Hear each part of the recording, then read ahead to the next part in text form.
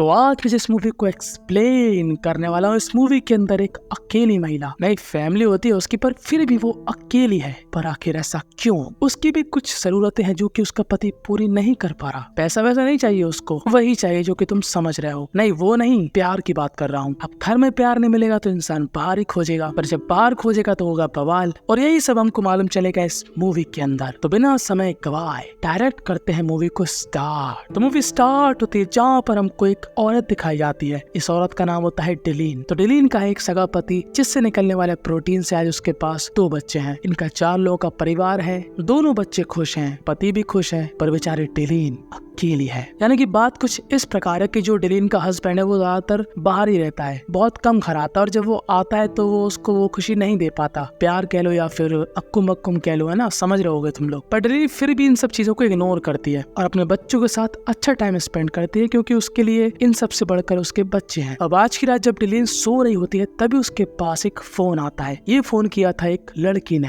जो कि डिलीन से पूछती है कि रॉबर्ट है क्या घर में। दरअसल रॉबर्ट नाम था डिलीन के हस्बैंड का। और अब डिलीन का तो माथा सनक जाता है कि बीसी मेरे हस्बैंड को कौन सी महिला कॉल कर रही। तो दोबारा कॉल लगाती है, जहाँ पर हम लोग क्या देखते हैं कि वो महिला एक बार में बैठी है। और यहाँ पर बार टेंडर फोन उठाकर कहता है कि नताशा ने फोन लगाया था। तभी फुर्ती में नताशा कहती है फोन काट दो। अब जिस तरह ये फोन कटता है उसी तरीके से डिलीन को ऐसा लगता है कि उसका भी कटा है, और वो बिना समय गवाए डायरेक्ट अपने हस्बैंड को फोन लगाती है। और उसको गरियाती नहीं है, उससे सिंपली कहती है कि तुम्हारी गर्लफ्रेंड का फोन आया था। और ये बात सुनकर अब रॉबर्ट तो एकदम चौंक जाता है और कहता है मैं घर आऊंगा, तुमसे बात करूंगा ना, बहुत जरूरी बात करनी है मुझे तुमसे। अब जब रॉबर्ट आता है तो उसको कहानी समझाता है कि ये अफेयर कैसे हुआ, मेरी क्या मजबूरी थी, फलाना ठिकाना, जैसा कि हर एक आदमी करता है चीटिंग करने के बाद अपनी वाइफ के साथ। पर डिलीन के लिए ये ना बहुत ही ज्यादा शॉकिंग मोमेंट था। वो अपनी जरूरतों को मार कर हैप्पी रहने की कोशिश कर रही थी। वो अपने बच्चों में खुशी ढूंढ रही थी, जो खुशी उसको अपने पति में नहीं मिल रही थी। पर अब उसको इतना बड़ा झटका लगा है कि उसके हस्बैंड ने उसका इतना बेहतरीन तरीके से काटा। पर डिलीन फिर भी सोचती है कि चलो ठीक है, हो गया, अब नहीं करेगा। और आज रात रॉबर्ट डिलीन के साथ जी भर के अक्कुम बक्कुम करता है। पर अब डिलीन को वो मजा नहीं आ रहा था, क्योंकि डिलीन के दिमाग में वो बात बैठ चुकी थी कि रॉबर्ट ने उसके साथ चीटिंग करी है, मतलब करी है, ये बात बदल नहीं सकती। खैर अब इस बात को कुछ समय बीत जाता है और डिलीन क्या नोटिस करती है कि उसकी कमर में ना थोड़ा दर्द हो रहा है। तभी उसकी एक दोस्त उसको सजेस्ट करती है कि तुम एक्यूपंक्चरिस्ट के पास जाओ, मेरे पास है एक बंदा। तो जब वो रॉबर्ट से इस बारे में पूछती है तो रॉबर्ट कहता है ठीक है, अगर तुम्हारी मर्जी है तो जा सकती हो। तो अब डिलीन आ जाती है इस एक्यूपंक्चरिस्ट के पास। इसका नाम होता है ग्रैम। तो ग्रैम यहाँ पर डिलीन को एक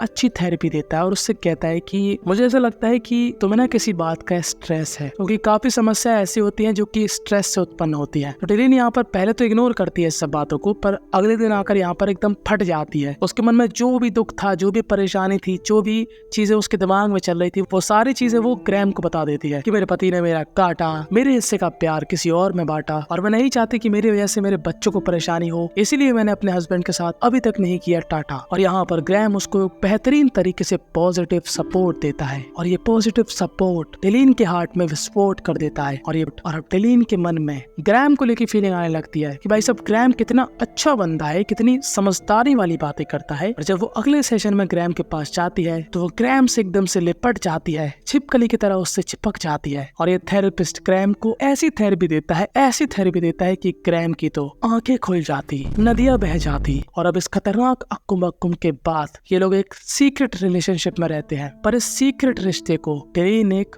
ऑफिशियली नाम देना चाहती थी, इसलिए वो अपने हस्बैंड रॉबर्ट से डिवोर्स कर लेती है। रॉबर्ट को काफी अजीब लगता है कि पीसी इतना लेट इसको याद आ रहा है, और वो उससे कहता है कि तुम ऐसा क्यों कर रही हो, तुम्हें अपने बच्चों की फिक्र नहीं है क्या। पर अब डिलीन को पड़ी थी अपनी खुशी की, जो कि उसको मिल रही थी ग्रैम के साथ। डिलीन के बच्चे उसको कोसते हैं कि आप पिता को डिवोर्स क्यों दे रही हो, दूसरे को क्यों दे रही हो। मतलब ऐसा नहीं बोलते, खैर छोड़ो। अब जो डिलीन ने ठान लिया था वो तो हो ही जाता है। अब जैसा कि हर एक कपल के डिवोर्स के बाद होता है कि उनके बच्चे कुछ दिनों के लिए पापा के पास रहेंगे और कुछ दिनों के लिए मम्मा के पास। अब एक बार जब डिलीन अपने बच्चों को कहीं घुमाने के लिए ले जाती है, तभी डिलीन को उसकी एक फ्रेंड मिलती है। अब डिलीन इस फ्रेंड को ग्रैम के बारे में बताती है कि मेरी लाइफ में एक नया बंदा आया, उसने मुझे प्यार का ऐसा नशा चढ़ाया कि अब मैं बस उसकी ही होना चाहती हूँ, और जल्दी मैं उसको शादी के लिए प्रपोज कर दूंगी। तो ये फ्रेंड बोलती है कि बंदा रहता कहाँ है। तो जैसे ही डिलीन ग्रैम का एड्रेस बताती है, कि महिला कहती है मैं तो उसको जानती हूँ, उसकी तो ऑलरेडी एक वाइफ है। और ये सुनकर डिलीन भी लाइक क्या लंबे वाले लग गए और वो बहुत ही ज्यादा गुस्से में जाती है ग्रैम से मिलने और कहती है ग्रैम तूने मेरे 250 ग्राम के दिल को तोड़ा, तू है बहुत बड़ा बहन का।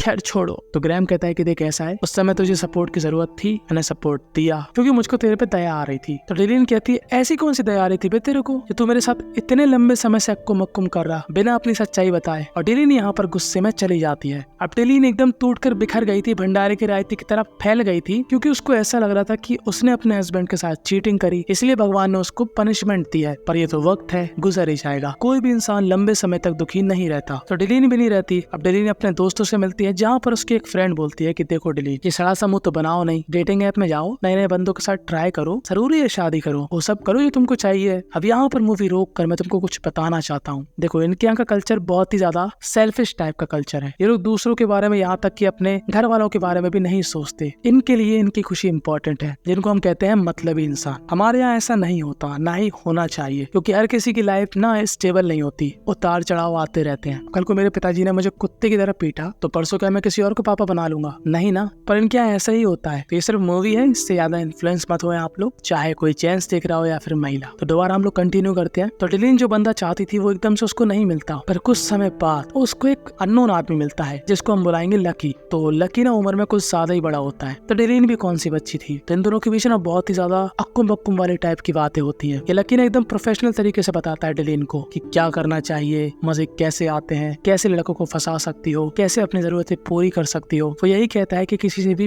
प्यार मोहब्बत मत करो, अपना मतलब निकालो और बाहर में जान दो उसको। समझो कि अहम ब्रह्मास्मि, तुमसे ज्यादा इस दुनिया में कोई भी खूबसूरत नहीं है। वो एक तरीके से डेलिन का कॉन्फिडेंस बूस्ट करता है। अब डेलिन यहाँ पर एक यंग लड़के को डेट करती है। अब इन यंग लड़कों की प्रॉब्लम तुम सबको मालूम। आंटियों ने थोड़ी मीठी मीठी बातें क्या कर दी, होतियों की तरह आंटियों के प्यार में पड़ जाते। वैसे इस बंदे के साथ होता है, इसको हम क्या बुलाएंगे, होतिया। डेलिन होतिया के साथ अपनी वाइल्ड फैंटेसी पूरी करती है, समझ रहे हो, बहुत ही ज्यादा वाइल्ड टाइप की, हाथ माथ बांध के। बाकी अब आगे तुम लोग इमेजिन कर लो। और होतिया उससे अपने प्यार का इजहार भी करता है कि वो उससे प्यार करता है, वो उसको लेके सीरियस है। पर डेलिन के दिमाग में कुछ और ही चल रहा था कि तू अपनी चाह मुदा, मुझे जो पसंद आएगा मैं वही करूंगी। अब डेलिन ना लकी के पीछे पागल थी। वो चाहती थी कि वो लकी से मिले। वो लकी के बारे में पता करती है, जहाँ पर उसको मालूम चलता है कि लकी एक बहुत ही बड़ा बिजनेसमैन है। लकी उसको अपने पास बुलाता है मिलने के लिए। पर लकी उसको इतना ज्यादा तेल नहीं लगाता कि oh my God I love you so much, मैं तुमसे बहुत प्यार करता हूँ, फलाना ठिकाना। वो उसको ऐसे ट्रीट करता है जैसे कि डेलिन उसकी एक नौकरानी हो। पर डेलिन यहाँ पर उसकी हर एक बात को एक्सेप्ट कर रही थी, क्योंकि डेलिन को यहाँ पर दो फायदे दिख रहे थे। पहला तो